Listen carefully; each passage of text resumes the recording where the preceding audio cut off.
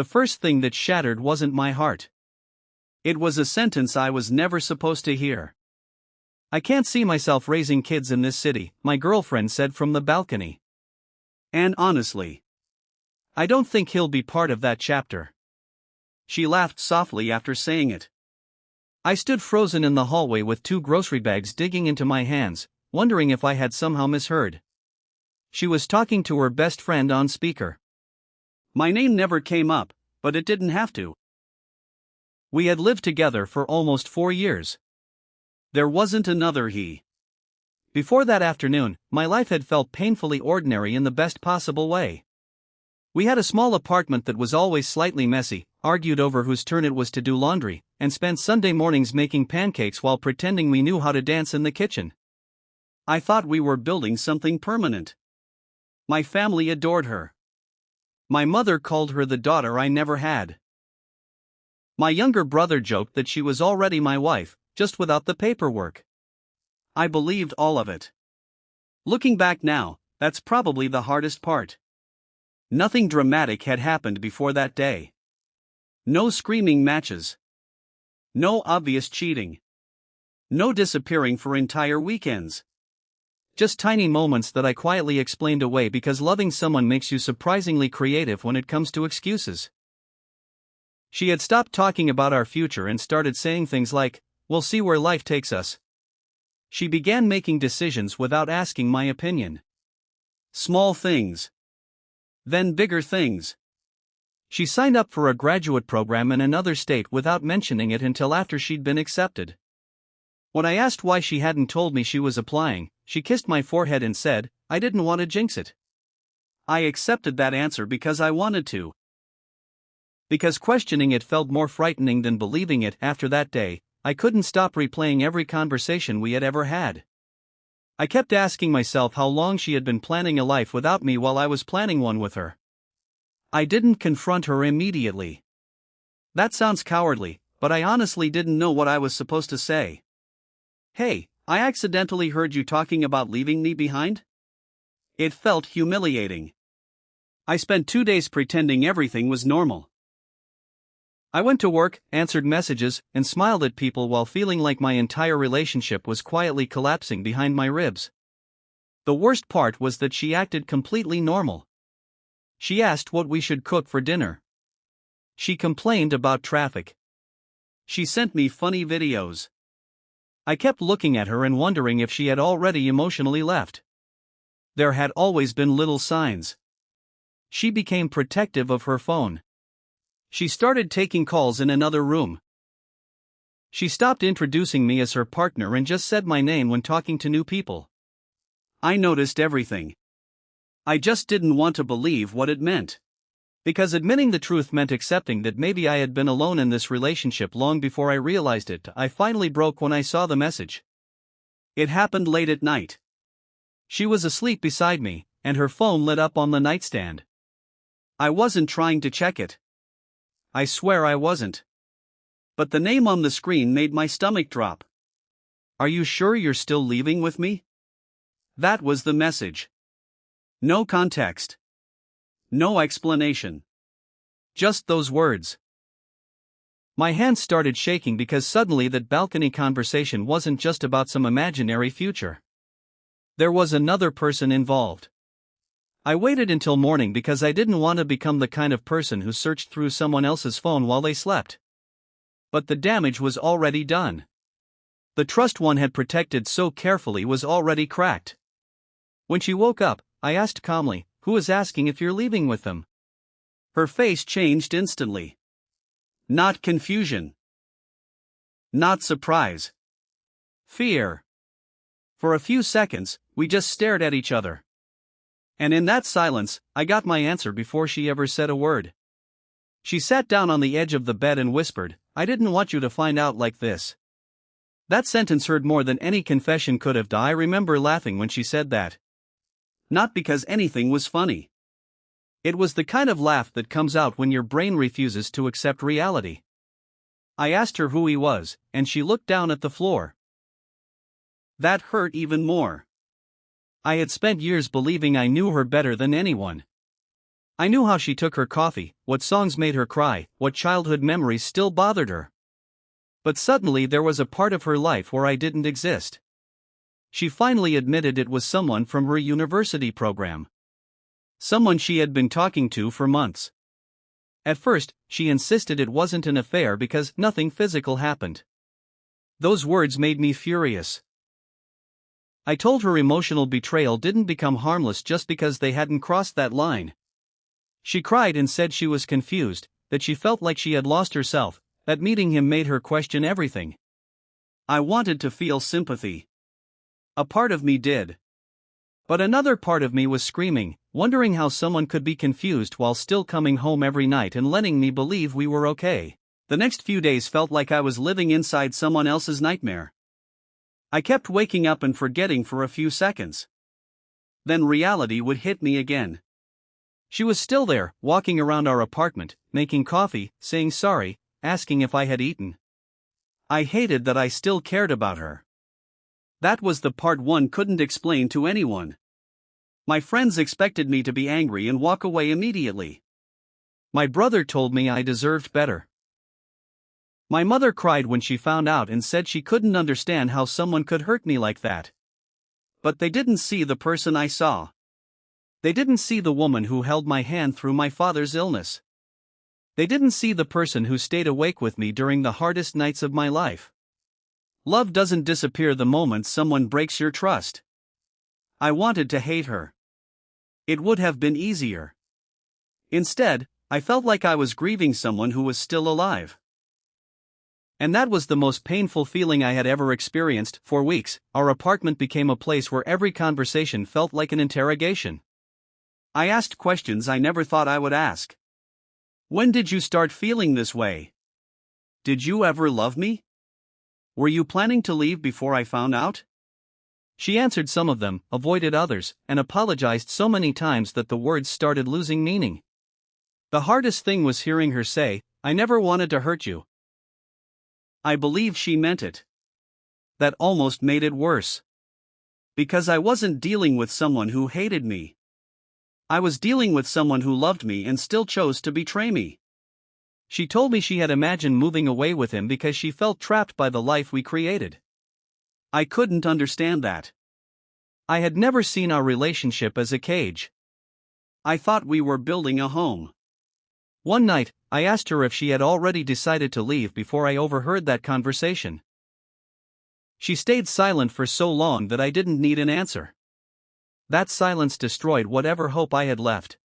After that, I stopped fighting for answers. Not because I was okay. Because I was exhausted. There is a certain point where pain becomes so constant that you stop reacting to it. You just carry it around like a heavy bag you forgot you were holding. I started sleeping on the couch, even though we still shared the same apartment. It felt strange being only a few meters away from someone I had planned my entire future with. She kept asking if there was any chance we could fix things. She said she ended contact with him and wanted to prove she was serious. I wanted to believe her.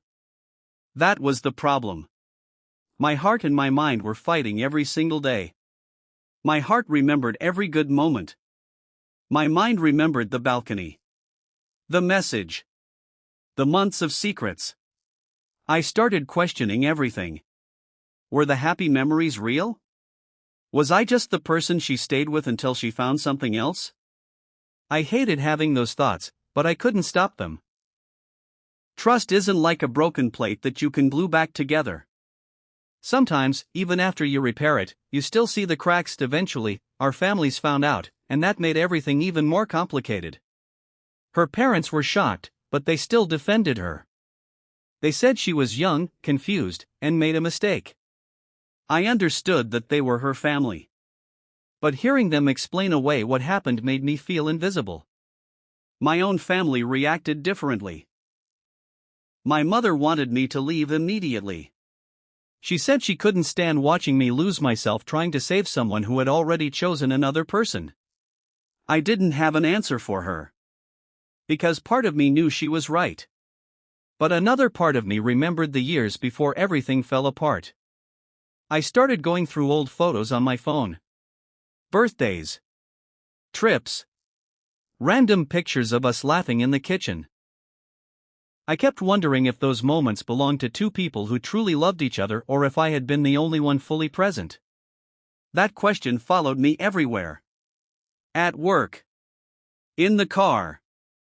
Even when I was surrounded by friends. I felt embarrassed, like I had failed at something everyone else could see coming. The worst part wasn't losing her. It was losing the version of myself who trusted without fear. I tried staying for another month. I know some people will probably judge me for that, but leaving someone you love isn't as simple as people make it sound. There were mornings when she looked at me with tears in her eyes and I saw the person I fell in love with. There were nights when we talked for hours, and for a moment it felt like we were finding our way back. Then I would remember the truth. She had made plans that erased me from her future. Not accidentally. Not because of one bad decision. She had spent months imagining a different life while I was still believing in ours. That realization kept pulling me back. One evening, she asked me, "Do you think you could ever trust me again?" I wanted to say yes. I wanted to be the person who forgave and moved on. But I couldn't lie. I told her, "I don't know if I miss you or if I miss who I thought you were." She cried after that. So did I. Because the answer hurt both of us. The hardest conversation happened when we finally admitted that love wasn't enough anymore. We sat on the floor of our living room because neither of us wanted to sit on the couch where we had spent so many happy nights together. She apologized again. She said she wished she could take everything back. I believed her. But forgiveness and staying are two different things. I told her I didn't hate her. That was the truth. I still cared about her deeply. But every time I imagined our future, I saw that balcony and heard those words again. She said she felt like she had ruined everything. I didn't know how to comfort her because I was the person who was supposed to be hurt. That was the confusing part. I was angry at her, but I also felt guilty for leaving someone who was clearly struggling. For a while, I wondered if choosing myself made me selfish. Then I realized I had been trying so hard to understand her pain that I had forgotten mine. A week later, she moved out. And suddenly the apartment felt bigger than it ever had before. The first few weeks after she left were the strangest days of my life.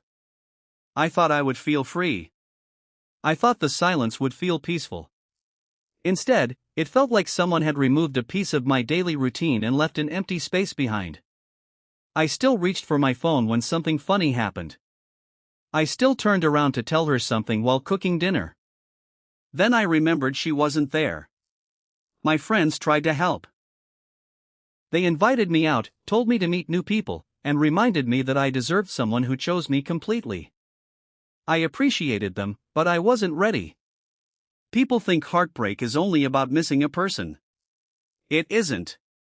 You miss the future you imagined. You miss the plans that never happened. You miss the version of yourself who believed everything was safe. I started therapy because I realized I was carrying a lot of anger. Not just toward her. Toward myself. I blamed myself for ignoring the signs and for trusting someone so completely. Slowly, I began understanding that loving someone deeply wasn't my mistake. The mistake was pretending my own pain didn't matter. Months passed, but healing was not a straight line. Some days I felt like I was finally moving forward. Other days, one random memory would bring everything back. A song we used to listen to. A restaurant we loved. Even seeing someone with a similar jacket could ruin my entire mood. I eventually found out she did not move away with him. Apparently, after everything happened, their relationship fell apart too. A part of me expected to feel satisfied. I thought maybe hearing that would make the pain disappear. It didn't. It just made me feel tired. Because by then, I wasn't looking for revenge. I didn't want her to suffer. I just wanted the past to make sense. She reached out once, asking if we could meet for coffee. I almost said no. But I agreed because there were still questions I carried. When we sat across from each other, she looked different. Not happier. Not worse. Just like someone who had also lost something important. She told me she regretted how she handled everything. I believed her. But regret couldn't rebuild the trust that was gone. That meeting was probably the closest thing we ever had to closure. She told me she had been afraid of admitting she was unhappy because she didn't know how to change things without hurting me. I listened, but I also realized something important. Her fear of hurting me didn't stop her from hurting me. She chose silence. She chose another person. She chose a future where I wasn't included. And I had spent months trying to understand a decision that she had already made. Before we left, she asked if I ever hated her. I thought about it for a long time. I told her no. I hated what happened. I hated the choices she made. I hated how much it changed me. But I didn't hate the person I loved for years. That would have been easier. We hugged goodbye, and it felt strange. There was affection there, but it was different. Like saying goodbye to a childhood home after moving away. You still love it. You just know you can't live there anymore. I walked home feeling sad, but lighter than I had in months. A year later, my life looks completely different. I moved to a new apartment, changed some routines, and started focusing on things I had ignored while trying to save the relationship. For a long time, I thought losing her meant losing the best part of my life. Now I understand that I was also losing myself by staying in a situation where I constantly questioned my worth. I haven't forgotten what happened. I don't think you ever completely forget something like that. But the memory doesn't control me anymore. Sometimes I still wonder what would have happened if I never heard that conversation. Maybe we would have broken up later. Maybe we would have stayed together and repeated the same problems. Maybe nothing would have changed. There is no way to know. The strange thing is, I don't regret loving her. I regret ignoring my own feelings when the signs appeared. I regret believing that love alone could fix everything. But I don't regret giving someone my trust. I think being able to love deeply is still something valuable, even after someone breaks it. I still think about that sentence sometimes. I don't think he'll be part of that chapter. A few years ago, those words felt like the end of my world. Now, they feel like the beginning of a different one. I wish I could say I walked away stronger immediately, but that wouldn't be true. I was broken for a while. I questioned my judgment. I questioned whether I was enough. I questioned whether every happy moment had been fake. Eventually, I realized something that took me a long time to accept. Someone choosing to leave does not mean you were impossible to love. Sometimes people change. Sometimes they make selfish choices. Sometimes they are too afraid to be honest until the damage is already done. I don't know what happened to my ex after everything. I hope she found whatever she was searching for. I hope she learned to communicate before destroying something important. As for me, I am still learning. I am learning that trust should be given, but my own voice should never be ignored. If anyone reading this is ignoring those quiet feelings that something is wrong, don't bury them like I did. Listen. Because sometimes the truth arrives quietly before it breaks everything.